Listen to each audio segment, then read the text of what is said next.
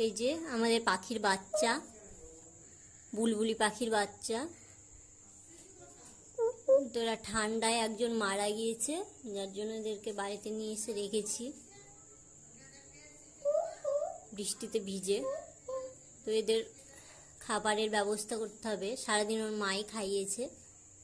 তো এখন রাত্রিবেলায় তোর মা নেই এখানে, ওদের খাবার খুঁজতে যাচ্ছি এখন। এই যে এই বাসাটা তখন ভেজা ছিল,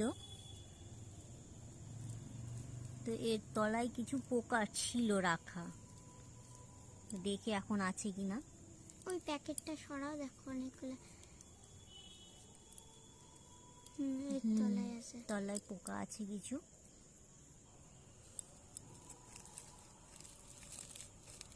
ওর নিচে না, নিচে